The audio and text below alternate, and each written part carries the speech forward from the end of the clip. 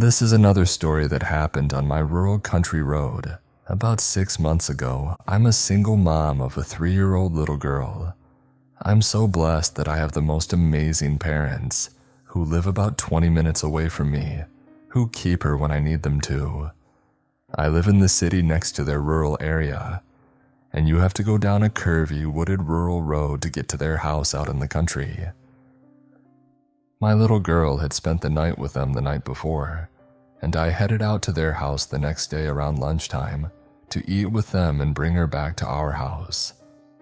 It was a pretty day, sunny, with a lot of bikers out though, so I was on high alert driving there, as anyone speeding and not paying attention could easily hit a biker, which is a big fear of mine. I got there fine, ate lunch with them, and was headed back to my house driving on the rural road, which I know like the back of my hand and typically speed on, knowing when to slow down and take certain curves. My little girl requested I put on her favorite songs in the car, so I was kind of watching her sing as she sat in her car seat in the back of the car through my rear view mirror. As we drove back home, I caught a glimpse of something blue up ahead, just on the edge of the woods near the road. I was going fast enough that the image didn't quite set in as I approached and then passed it. But right after passing it, my brain finally processed that it was a blue, older car. It was flipped upside down and was rammed into a tree. The road was empty with only one house near, and there weren't any ambulances or cars near, so at first I was like, what the hell? Truly, the wreck didn't look like it had just happened, but I knew something was wrong in my gut. I pulled my phone out and called 911 as I kept driving, not fully processing that this has just happened. The operator picked up. "This is 911. What's your emergency?" I said, "Hey, I'm driving down such and such road and I just passed a blue car flipped upside down and looks like they ran into a tree. There wasn't anyone visible near the car and no other cars around. I'm not sure if I was the first person on the scene or what." They asked, "What is your exact location? Is there a house close to the wreck? Try to find the nearest address. I am sending an ambulance out now. Was anyone visibly hurt or present at the scene?" I said, "No, I didn't see anyone when I passed, but I'm not sure. I didn't get a super good look. I'm about 2 minutes down the road past the car now. Let me turn around and go back. I have my 3-year-old little girl in the car with me, just letting you know. I don't necessarily want her to see anything traumatizing, but I'll do what I need to do if I find anyone." The car looked super bad. The operator said, "It's okay, don't get out of the car, keep your doors locked. Just see if you can find the nearest address and I will stay on the phone with you the whole time." I turned around in the nearest driveway to me and drove back, speeding with my heart beating fast as I now realized someone clearly might be severely hurt, and I just passed them by not thinking I was the first to arrive on the scene. I was scared, but in action mode, ready to deal with what I was potentially about to see inside the vehicle. When I got to the house I thought was closest to the wreck, the conversation picked back up with the operator. "Okay, I think I am almost to the car. I see a mailbox coming up right here. Hang on, okay, it's this specific road. That is the house a little less than a mile from the car. And I see the car right here coming up on my left, across from a sandpit looking area. It is a blue, older 4-door car." They responded, "Okay, great, an ambulance was just dispatched. It won't be long before they get there. Do you see anyone in or near the vehicle?" I looked and said, "Oh my God, wait. Yes, I see a man around 25 to 30. He is standing in the middle of the road." I pull up next to the man with my doors locked, rolled my window down with the phone still to my ear and 911 listening to me speak. I immediately say, "Oh my God, are you okay? Is that your car?" The guy is slurring his words a little, clearly very injured but still standing and not in critical condition. He says, "Yeah, I'm fine." That's when I notice a large wound on the side of his head with blood all over it. I say, "Oh my God, you're bleeding." "You aren't okay. I am on the phone with 911 right now. They are sending an ambulance. Don't move." I hear the 911 operator asking me if he was okay, or if he was hurt in my ear. I say no, he isn't. He is bleeding from his head, but he is standing in the road. I see the guy's face go from concerned about getting help to fully panicked and flat. He says, "Is that 911 on the phone? Hang up, I need you to drive me up the road right now. Hang up the phone." The operator hears him say this and she says, "Is your daughter in the vehicle with you?" I say, "Yes, I can't drive this man anywhere. I am not letting him in my car, especially with my little girl in here." Meanwhile, my daughter is silent in the back seat, taking everything happening in. That's when I look down and notice the man isn't wearing shoes. He is standing with bare feet, and there is a large wet stain on his blue jeans, which I immediately realize is pee. I can smell alcohol on him, and he isn't even standing that close to me. I work in the medical field, and I deal with traumatic brain injury patients often, so I immediately wondered if he maybe had some kind of brain damage from the impact, and began telling the operator, "Oh no, he isn't okay, I think he is hurt." I look at the man, staying as calm and matter-of-fact as I can, and tell him, "I am so sorry, but I can't drive you anywhere. My little girl is in the back seat, and I don't feel comfortable doing that. I didn't see anyone in the vehicle when I passed, so I had already called 911. I think you need to let them come. I can't let you in my car, but I will park over here and make sure you are okay until they get here." The man is visibly panicked and now pissed off. He starts yelling, "Tell them not to effing come, hang up the phone." My heart literally stopped beating. I began slowly and gently pressing the gas, rolling past him to indicate I am leaving. The 911 operator in my ear says, "Pretend to tell me not to come, pretend to hang up with me, but keep me on the line." So that is exactly what I do. Following her communication, I say, "Hey, I think he is okay. He says he doesn't need any medical help. He lives really close to here, so actually don't send the ambulance out. Sorry for the miscommunication." "Okay, thanks so much." And then I fake hang up. I set my phone face down in the passenger seat and tell him that I was going to go now, but that I hoped he was going to be okay. That's when I notice his pocket bulging with something silver peeking out. I knew right then this man was armed, and I had to get the hell out of there. I smiled and said I was sorry I couldn't help, then quickly rolled my window up and sped off, turning around further down the road and passing him again at 65 to 70 miles per hour on a 45 miles per hour road. I was crying hysterically, and I pick up the phone to tell the 911 operator what had just happened. She said, "It's okay. You did the right thing. You played it cool and appeased him. We have the address and the ambulance is less than 5 minutes away." As she asked me for my name and identifying information, I see and hear sirens further up ahead. Thank God for that 911 operator coaching me through the situation. I still don't know what happened to the man, but I do know that he was clearly intoxicated, dangerous, and fully panicked, which is a scary combination that will make people do things without thinking clearly in an instant. My little girl asked, "Mommy, was that man hurt? I saw a boo-boo on his head." I just said, "Yeah, he is okay. He got a boo-boo. I think he was playing and bumped into a tree. A nurse is gonna give him a band-aid. I sure am glad we could help him." She was satisfied and smiled, continuing to listen to the music and sing when I turned the radio back on, a terrifying and creepy-ass encounter to say the least. This all happened when I was in like grade 5 or 6. I'm Canadian, so we have primary school, which is kindergarten to grade 8. high school, which is grade 9 to grade 12, and then college or university, so I would have been around 8 or 9 years old at the time. I'm now, as of writing this, 23 years old, going to be 24 in July, so my memory may be a bit foggy, but what happened this day will forever stand out to me.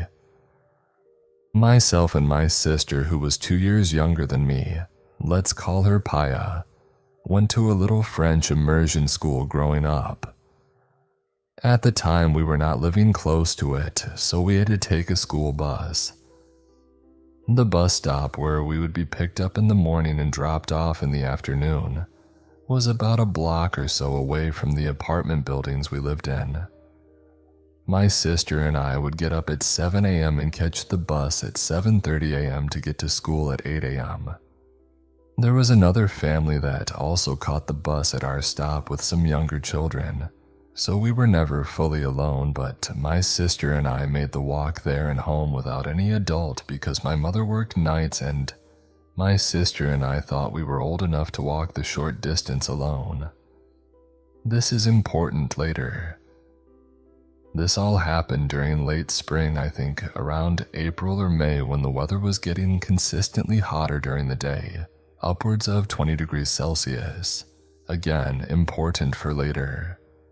I should also note that I have allergenic asthma, which means activities like running or strenuous exercise, as well as allergens like pollen cannon, will trigger my asthma. For this reason, I wasn't a big runner, and seeing me run was a rare occurrence. So in the morning, I'm not a morning person and never have been. Bright and early at 7:15 a.m., my sister and I head out to go wait at the bus stop for the school bus. Everything was pretty normal, me being the more obviously tired one of us, but something stuck out to me. I noticed an old brown pickup truck parked in one of the driveways of a nearby house. A person sat in the driver's seat, seemingly doing nothing, maybe asleep. This wouldn't have been weird, except I knew the people there drove a minivan. Maybe it was just how ugly the color of the brown pickup was, but it stuck out to me. In hindsight, I should have questioned why the guy in the truck just sat there in his vehicle for over 15 minutes doing nothing, but I was too tired to care. Off to school we went, and the day was honestly forgettable in how routine it was. On the bus to go home, however, my sister and I got into an argument. So when we got to our stop, Paya took off running back to the house ahead of me, leaving me with the parents who picked up their younger children at the stop. And then after they left, I was alone. I was not impressed by the stunt my sister had pulled, but began my walk down the street with the traffic near me going the same way I was walking. I was about a minute into my walk home when I noticed that brown pickup truck that looked oddly familiar. I hadn't realized it was probably the one from that morning, slowing down beside me as I walked. Now it was a pretty hot day out. One kid had collapsed during recess because of heat stroke, so I was having a hard time already due to the heat. The driver of this old brown pickup rolls down the passenger window to talk to me, waving a hand at me to get me to stop. I do stop because I was raised to be polite, but I keep my distance. The patch of grass separating the curb and the sidewalk meant I had at least 60 centimeters of space between me and the curb. "Hey there, kiddo, where you headed?" the driver, a man in his late 50s or so, asked. Now I had been raised knowing all about stranger danger, so I was already on guard about this. "Home," I told him, purposefully vague about it. At this point, the man leaned over and unlocked his passenger door, and I was able to see him a little better. He had a tattoo of what I think was a tiger and some other animals up his right arm. He wore a plain gray muscle shirt, and I couldn't see what kind of pants he was wearing because I was short. His hair was a salt and pepper of gray and black, pulled into a low, greasy ponytail, and he had a mustache. Not to profile, but like one of those stereotypical pedo stashes. His skin tone was tan, but he seemed to be Caucasian, and his hands were large with a scar across his knuckles. "How about you hop in and I'll give you a ride? It's pretty hot out today." This complete stranger offered me with a smile, and I noticed he seemed to have a missing tooth.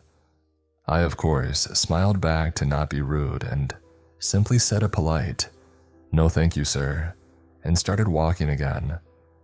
Now, this would have been fine and dandy if it had just ended at that, but instead he began keeping pace with me in his truck and insisting that I get in, that it was too hot out, and that all the other kids had been picked up. Now, this struck me as odd, and still does even now, because this meant he had been watching when all of us had gotten off the bus. Though I guess he didn't notice my sister run off, but still this was creepy. I again said, "No, thank you," but he didn't seem to take the hint. In fact, he became more pushy and maybe a little irritated. He had pulled up so close to the curb he was almost jumping it with his pickup now, and at this point I was really feeling scared that this man might do something I wouldn't like. So I quickly said, "Have a nice day," and then took off running as fast as I could towards my apartment complex.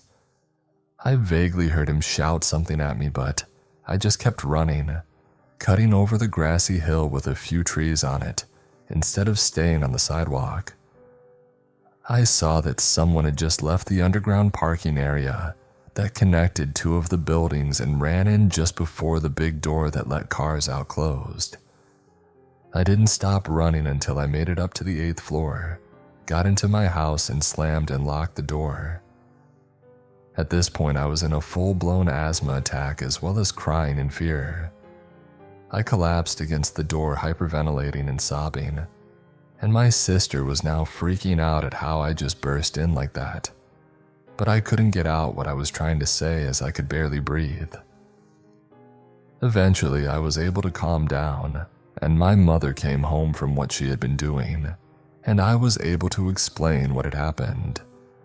My mother then called the police and we had a female officer come interview me, to whom I recounted only what had happened on my way home from the bus stop. I didn't put it together that he had probably been watching us earlier that morning as well until later. And the nice policewoman took my statement. Unfortunately, nothing ever came of the investigation, and it didn't help that I couldn't remember the license plate other than it looked like it wasn't from Ontario, Canada, which in hindsight is even scarier to me. So I never really heard anything after that. But to the man who may or may not have tried to kidnap me on my way home from school, let's not meet ever. I do some volunteering at a hospital 3 times a week that involves me reporting to the hospital at 5 a.m. I enjoy the volunteering. I've been doing it for almost 2 years, and I have never had any issues. Until last week. Last week I was a bit early on one of my volunteering days, and I had about 30 minutes before I had to report in. I normally would have just waited in my car, but I had been pretty stressed about things in my personal life, so I thought I'd go for a little walk to burn a little steam and clear my head. After all, this is in a pretty nice area, upscale West Los Angeles, so what could go wrong? It's like 4:30 a.m., so naturally the streets are all quiet, but it seems pretty peaceful. But then up ahead I see somebody walking in my direction. Kinda odd, I guess, but I didn't think too much of it. Him being out here at this hour isn't inherently suspicious. After all, does being out here at this hour automatically make me suspicious too? So I keep walking. We make quick eye contact when we cross paths, and I suddenly got a very bad feeling about this man. I can't explain it other than instant. Sometimes you just have a bad gut feeling about somebody, you know. That's what I felt when I passed this man, and I immediately went on high alerts and made sure he wasn't going to approach me from behind or something. Very soon after walking by this man, I'm talking like 15 or 20 seconds. I pass by one of the many parked cars on the street. This is Los Angeles, so there are a lot of parked cars on the sides of main streets. Except this parked car is different. There is a man sitting at the wheel, and the man waves at me and beckons me over. Again, pretty darn creepy, but not inherently worth freaking out over. But as I keep walking, I realize that while the car was parked, it wasn't off. It was simply in park, because this car starts driving in the same direction that I am walking, and it drives at a pace essentially matching my walking speed. At this point, I've had enough and my brain is saying, nope. So I immediately turn around and start speed walking back in the direction that I came from. Then I saw something that, in the moment, scared the life out of me. That first man that I had encountered walking the other direction, which was now probably like 40 seconds ago, was now standing pretty close to me. Like, way closer than somebody who had been walking in the other direction should be.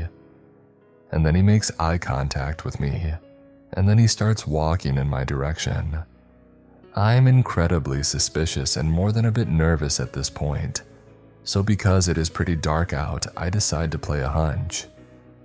My car keys fold out in a manner very similar to a switchblade, so I immediately pull it out, press the button to make the key fold out, and I stare at him for a second. I believe he was caught off guard because he stopped walking for a second. Well, that second was all I needed. I immediately took off running at top speed, crossed the street. We're talking a Los Angeles main street with lined 6 lanes and a median divider, and kept running down the street.